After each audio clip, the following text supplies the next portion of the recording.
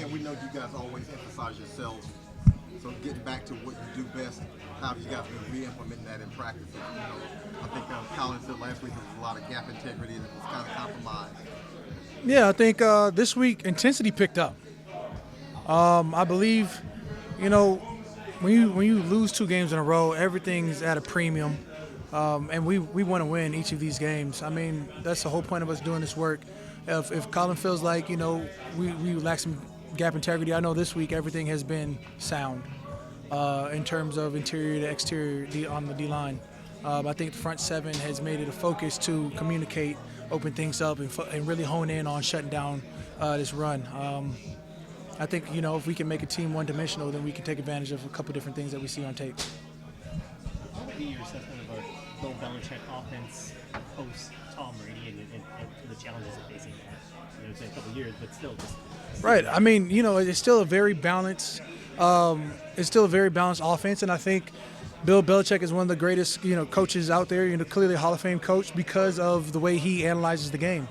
It's not so much of what's their identity. They can see things from that worked on our defense previously and use that same concept. I think that Bill Belichick is one of them ones. One of them head coaches that is always going to have the guys trying to fight for the right sailing and guys buy into him. Derek was mentioning that it was mentally taxing facing a Bill Belichick defense. Do you think that same way any Bill Belichick team is it a tough week in terms of preparation? Absolutely, because again, you can game plan for what you see on film, but Bill Belichick's offense has always been able to be like, hey, this is what we saw that worked on defense, and you're going to catch some of those concepts. So you pretty much have to evaluate yourself and evaluate them as well.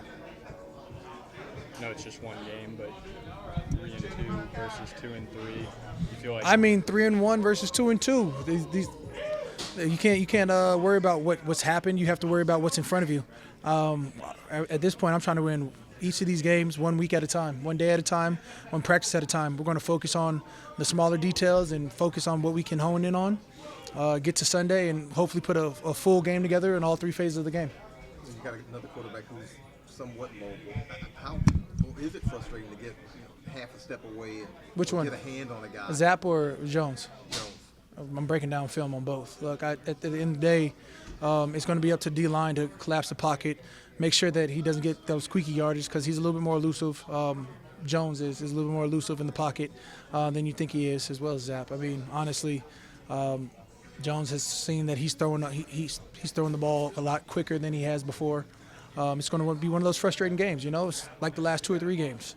It's going to be one of those type games where you're going to have to keep on trying to get in the backfield, keep on pressuring them. Eventually, those pressures will lead into a better position for our defense. With all those quarterbacks playing last week, how much does that increase your preparation? It adds a little bit more homework. Again, I have to be ready for whatever's happened. That being said, at least there is film on the backups. Whoever takes the field, we're going to be ready for both. Cam, what's it going to take for you guys to get back to a top 5 rushing defense? It comes down to not missing tackles. I think the last week we've missed some tackles we normally don't miss. We had some squeaky yardage from quarterbacks that really have upped the yards per carry, because if you look at the running backs, you figure they're somewhere around that 3 yards a carry. You add in a 10-yard run, a 12-yard run from a quarterback. Last week, 2 weeks ago, a 20-something yard run from a quarterback. That doesn't help out your yards per carry situation. At the end of the day, that's directly reflected on the D-line. So that's on me, that's on our defensive line, and we have to be able to accommodate. Messaging or tone change at all after a consecutive loss from your end to Mario's and even – Look, each one of these games, we only have 17 opportunities. Each one of these games is overly important. My bad. At the end of the day, what we want to do is put ourselves in the best position to succeed, and it starts with our rush defense. Again, it starts with making a team singularly faceted, if you will. If we can shut down the run, then we can actually have some fun, and we've been looking to have some fun for a while.